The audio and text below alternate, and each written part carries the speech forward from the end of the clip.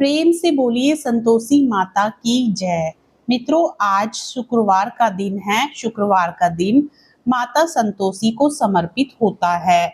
आज के दिन भक्तजन संतोषी माता की व्रत कथा को श्रवण करके माँ का आशीर्वाद प्राप्त करते हैं और भक्तों की हर मनोकामना पूरी होती है। तो आइए कथा को पूर्ण श्रद्धा भाव और प्रसन्न मन से पूरा सुनते हैं। एक बुढ़िया माई थी, उसके 7 बेटे थे। 6 कमाने वाले थे जबकि एक निकम्मा था। बुढ़िया माई 6 बेटों की रसोई बनाती, भोजन कराती और उनसे जो कुछ झूठन बचती वह 7वें को दे देती। एक दिन वह अपनी पत्नी से बोला, देखो मेरी माँ को मुझ पर कितना प्रेम है। वह बोली, क्यों नहीं, सबका झूठा जो तुमको खिलाती है। वह बोला, ऐसा नहीं हो सकता, जब तक मैं अपनी आंखों से ना देख लूं मान नहीं सकता। बहू हंसकर बोली, देख लोगे तब तो मानोगे। कुछ दिन बाद त्योहार आया। घर में 7 प्रकार के भोजन और चूरमे के लड्डू बने। वह जांचने को सिर दुखने का बहाना कर पतला वस्त्र सिर पर ओढ़े रसोई घर में सो गया। वह कपड़े में से सब देखता रहा। 6 भाई भोजन करने आए। उसने देखा माँ ने उनके लिए सुंदर आसन बिछाए, नाना प्रकार की रसोई परोसी और आग्रह करके उन्हें जिमाया। वह देखता रहा। 6 भाई भोजन करके उठे तब माँ ने उनकी झूठी थालियों में से लड्डुओं के टुकड़े उठाकर एक लड्डू बनाया। जूठन साफ कर बुढ़िया माँ ने उसे पुकारा, बेटा 6 भाई भोजन कर गए, अब तू ही बाकी है, उठ, तू कब खाएगा। वह कहने लगा, माँ मुझे भोजन नहीं करना, मैं अब परदेश जा रहा हूँ। माँ ने कहा, कल जाता हो तो आज चला जा। वह बोला, हाँ आज ही जा रहा हूँ। यह कहकर वह घर से निकल गया। चलते समय पत्नी की याद आ गई। वह गौशाला में कंडे थाप रही थी। वहां जाकर वह बोला, हम जावें परदेश, आवेंगे कुछ काल, तुम रहियो संतोष से, धर्म आपनो पाल। वह बोली, जाओ पिया आनंद से, हमारी सोच हटाए, राम भरोसे हम रहें, ईश्वर तुम्हें सहाय। 2 निशानी आपन देख धरू मैं धीर, सुधीमती हमारी बिसारियो, रखियो मन गंभीर। वह बोला, मेरे पास तो कुछ नहीं है, यह अंगूठी है, सो ले और अपनी कुछ निशानी मुझे दे। वह बोली, मेरे पास क्या है, यह गोबर भरा हाथ है। यह कहकर उसकी पीठ पर गोबर के हाथ की थाप मार दी। वह चल दिया। चलते चलते दूर देश पहुंचा। वहां एक साहूकार की दुकान थी। वहां जाकर कहने लगा, भाई मुझे नौकरी पर रख लो। साहूकार को जरूरत थी। बोला, रह जा। लड़के ने पूछा, तनख्वाह क्या दोगे। साहूकार ने कहा, काम देखकर दाम मिलेंगे। साहूकार की नौकरी मिली। वह सुबह 7 बजे से 10 बजे तक नौकरी बजाने लगा। कुछ दिनों में दुकान का सारा लेन देन, हिसाब किताब, ग्राहकों को माल बेचना, सारा काम करने लगा। साहूकार के 7-8 नौकर थे। वे सब चक्कर खाने लगे, यह तो बहुत होशियार बन गया। सेठ ने भी काम देखा और 3 महीने में ही उसे आधे मुनाफे का हिस्सेदार बना लिया। वह कुछ वर्ष में ही नामी सेठ बन गया और मालिक सारा कारोबार उस पर छोड़कर चला गया। इधर उसकी पत्नी को सास ससुर दुख देने लगे। सारी गृहस्थी का काम करा के उसे लकड़ी लेने जंगल में भेजते। इस बीच घर के आटे से जो भूसी निकलती उसकी रोटी बनाकर रख दी जाती और फूटे नारियल की नरेली में पानी। एक दिन वह लकड़ी लेने जा रही थी। रास्ते में बहुत सी स्त्रियां संतोषी माता का व्रत करती दिखाई दी। वह वहां खड़ी होकर कथा सुनने लगी और पूछा, बहनों तुम किस देवता का व्रत करती हो और उसके करने से क्या फल मिलता है। यदि तुम इस व्रत का विधान मुझे समझाकर कहोगी तो मैं तुम्हारा बड़ा एहसान मानूंगी। तब उनमें से एक स्त्री बोली, सुनो, यह संतोषी माता का व्रत है। इसके करने से निर्धनता, दरिद्रता का नाश होता है और जो कुछ मन में कामना हो सब संतोषी माता की कृपा से पूरी होती हैं। तब उसने उससे व्रत की विधि पूछी। वह भक्तिनी स्त्री बोली, 1.25 आने का गुड़ चना लेना, इच्छा हो तो 5.25 आने का लेना, या 1.25 रुपए का भी सहूलियत के अनुसार लाना। बिना परेशानी और श्रद्धा व प्रेम से जितना भी बन पड़े सवाया लेना। प्रत्येक शुक्रवार को निराहार रहकर कथा सुनना। इसके बीच क्रम टूटे नहीं, लगातार नियम पालन करना। सुनने वाला कोई ना मिले तो घी का दीपक जलाकर उसके आगे जल के पात्र को सामने रखकर कथा कहना। जब कार्य सिद्ध ना हो, नियम का पालन करना और कार्य सिद्ध हो जाने पर व्रत का उद्यापन करना। 30 मास में माता फल पूरा करती है। यदि किसी के ग्रह खोटे भी हों तो भी माता वर्ष भर में कार्य सिद्ध करती है। फल सिद्धि होने पर उद्यापन करना चाहिए, बीच में नहीं। उद्यापन में 2.5 सेर आटे का खाजा तथा इसी परिमाण से खीर तथा चने का साग करना। 8 लड़कों को भोजन कराना। जहाँ तक मिले देवर जेठ भाई बंधु के हों, ना मिले तो रिश्तेदारों और पास पड़ोसियों को बुलाना। उन्हें भोजन करा यथाशक्ति दक्षिणा दें। माता का नियम पूरा करना। उस दिन घर में खटाई ना खाना। यह सुन बुढ़िया के लड़के की बहू चल दी। रास्ते में लकड़ी के बोझ को बेच दिया और उन पैसों से गुड़ चना ले माता के व्रत की तैयारी कर आगे चली। और सामने मंदिर देखकर पूछने लगी, यह मंदिर किसका है? सब कहने लगे, संतोषी माता का मंदिर है। यह सुनकर माता के मंदिर में जाकर चरणों में लौटने लगी।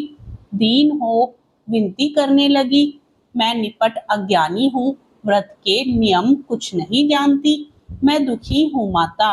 हे माता जगत जननी, मेरा दुख दूर कर, मैं तेरी शरण में हूँ। माता को दया आई। एक शुक्रवार बीता कि दूसरे को उसके पति का पत्र आया और तीसरे शुक्रवार को उसका भेजा हुआ पैसा आ पहुंचा। यह देख जेठ जिठानी मुंह सिकोड़ने लगे। लड़के ताना देने लगे। काकी के पास पत्र आने लगे, रुपया आने लगा। अब तो काकी की खातिर बढ़ेगी। बेचारी सरलता से कहती, भैया कागज आवे, रुपया आवे, हम सब के लिए अच्छा है। ऐसा कहकर आंखों में आंसू भरकर संतोषी माता के मंदिर में आ मातेश्वरी के चरणों में गिरकर रोने लगी। माँ, मैंने तुमसे पैसा कब मांगा है? मुझे पैसे से क्या काम है? मुझे तो अपने सुहाग से काम है। मैं तो अपने स्वामी के दर्शन मांगती हूँ। तब माता ने प्रसन्न होकर कहा, जा बेटी, तेरा स्वामी आएगा। यह सुनकर खुशी से बावली होकर घर में जा काम करने लगी। अब संतोषी माँ विचार करने लगी, इस भोली पुत्री को मैंने कह तो दिया कि तेरा पति आएगा, लेकिन कैसे? वह तो इसे स्वप्न में भी याद नहीं करता। उसे याद दिलाने को मुझे ही जाना पड़ेगा। इस तरह माताजी उस बुढ़िया के बेटे के पास जा स्वप्न में प्रकट हो कहने लगी, साहूकार के बेटे सो रहा है या जागता है? वह कहने लगा, माता सोता भी नहीं, जागता भी नहीं हूँ, कहो क्या आज्ञा है? माँ कहने लगी, तेरे घर बार कुछ है कि नहीं? वह बोला, मेरे पास सब कुछ है, माँ बाप हैं, बहू है, क्या कमी है?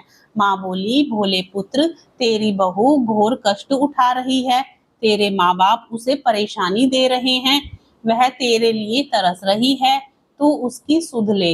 वह बोला, हाँ माताजी, यह तो मालूम है, परंतु जाऊं तो कैसे? परदेश की बात है, लेन देन का कोई हिसाब नहीं, कोई जाने का रास्ता नहीं आता, कैसे चला जाऊं? माँ कहने लगी, मेरी बात मान, सवेरे नहा धोकर संतोषी माता का नाम ले, घी का दीपक जला, दंडवत कर दुकान पर जा बैठ। देखते देखते सारा लेन देन चुक जाएगा, जमा किया माल बिक जाएगा, सांझ होते होते धन का भारी ढेर लग जाएगा।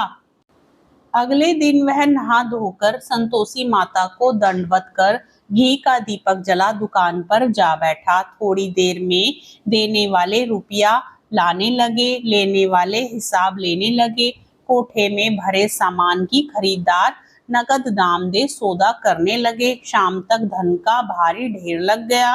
मन में माता का नाम ले चमत्कार देख प्रसन्न हो घर ले जाने के वास्ते गहना कपड़ा सामान खरीदने लगा। यहाँ काम से निपट तुरंत घर को रवाना हुआ। उधर उसकी पत्नी जंगल में लकड़ी लेने जाती है। लौटते वक्त माताजी के मंदिर में विश्राम करती। वह तो उसके प्रतिदिन रुकने का जो स्थान ठहरा। धूल उड़ती देख वह माता से पूछती है, हे माता, यह धूल कैसे उड़ रही है? माता कहती है, हे पुत्री, तेरा पति आ रहा है। अब तू ऐसा कर, लकड़ियों के 3 बोझ बना ले। एक नदी के किनारे रख और दूसरा मेरे मंदिर पर और तीसरा अपने सिर पर। तेरे पति को लकड़ियों का गट्ठर देख मोह पैदा होगा। वह यहाँ रुकेगा, नाश्ता पानी खाकर माँ से मिलने जाएगा। तब तू लकड़ियों का बोझ उठाकर जाना और चौक में गट्ठर डालकर जोर से आवाज लगाना, लो सासू जी, लकड़ियों का गट्ठर लो, भूसे की रोटी दो, नारियल के खेपड़े में पानी दो। आज मेहमान कौन आया है? माताजी से बहुत अच्छा कहकर वह प्रसन्न मन से लकड़ियों के 3 गट्ठर बनाई। एक नदी के किनारे पर और एक माताजी के मंदिर पर रखा। इतने में मुसाफिर आ पहुंचा। सूखी लकड़ी देख उसकी इच्छा उत्पन्न हुई कि हम यहीं पर विश्राम करें और भोजन बनाकर खा पी कर गाँव जाएं। इसी तरह रुक कर भोजन बना विश्राम करके गांव को गया। सबसे प्रेम से मिला। उसी समय सिर पर लकड़ी का गट्ठर लिए वह उतावली सी आती है। लकड़ियों का भारी बोझ आंगन में डालकर जोर से 3 आवाज लगा देती है, लो सासू जी, लकड़ियों का गट्ठर लो, भूसी की रोटी दो। आज मेहमान कौन आया है? यह सुनकर उसकी सास बाहर आकर अपने दिए हुए कष्टों को भुलाने के लिए कहती है, बहू ऐसा क्यों कहती है? तेरा मालिक ही तो आया है। आ बैठ, मीठा भात खा, भोजन कर, कपड़े गहने पहन। उसकी आवाज सुन उसका पति बाहर आता है। अंगूठी देख व्याकुल हो जाता है। माँ से पूछता है, माँ यह कौन है? माँ बोली, बेटा यह तेरी बहू है। जब से तू गया है तब से सारे गांव में भटकती फिरती है। घर का कामकाज कुछ करती नहीं, 4 पहर आकर खा जाती है। वह बोला, ठीक है माँ, मैंने इसे भी देखा और तुम्हें भी। अब दूसरे घर की ताली दो, उसमें रहूंगा।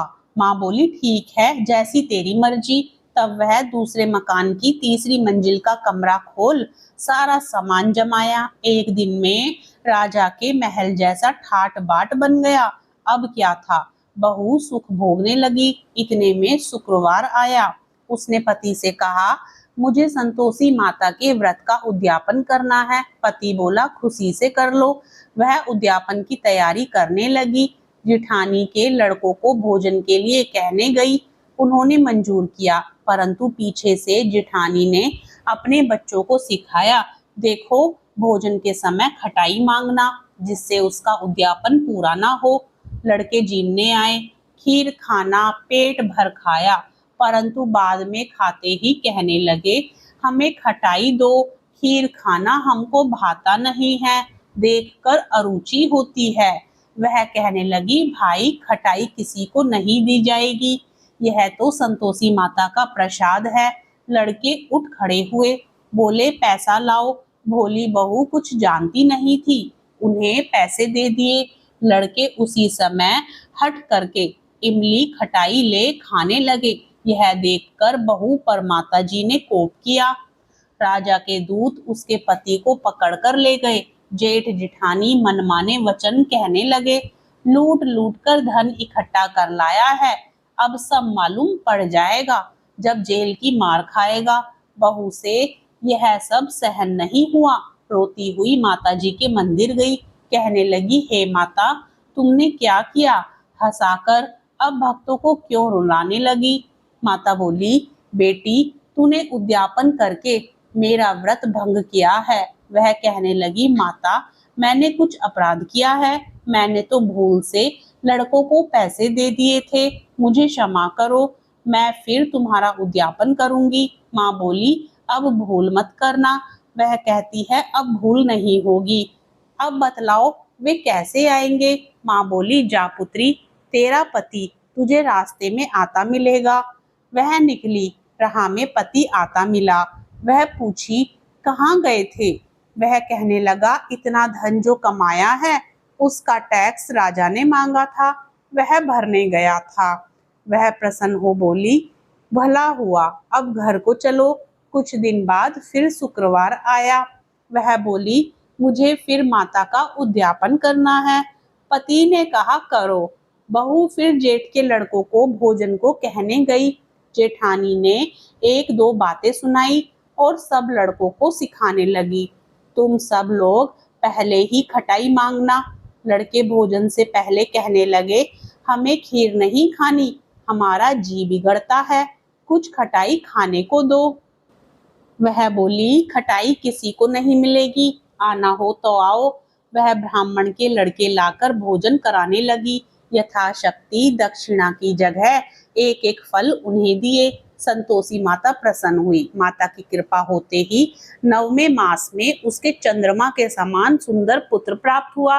पुत्र को पाकर प्रतिदिन माता जी के मंदिर को जाने लगी। माँ ने सोचा, यह रोज आती है, आज क्यों ना इसके घर चलूं। यह विचार कर माता ने भयानक रूप बनाया।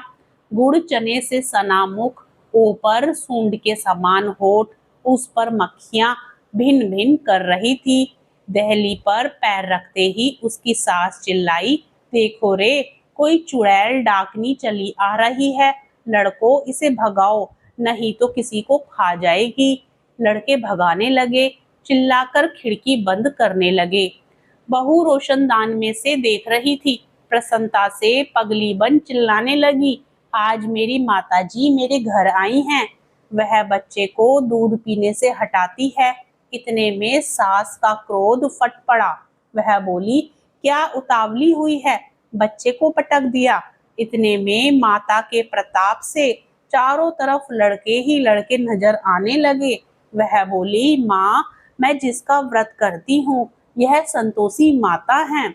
सबने माता जी के चरण पकड़ लिए और विनती कर कहने लगे, हे माता, हम मूर्ख हैं, हम अज्ञानी हैं, तुम्हारे व्रत की विधि हम नहीं जानते। व्रत भंग कर हमने बड़ा अपराध किया है। जगमाता, आप हमारा अपराध क्षमा करो। इस प्रकार माता प्रसन्न हुई। बहू को प्रसन्न हो जैसा फल दिया वैसा माता सबको दे। जो यह कहानी सुने, कहानी पढ़े, सब पर अपनी कृपा करें, सबका मनोरथ पूर्ण करें। प्रेम से बोलिए संतोषी माता की जय।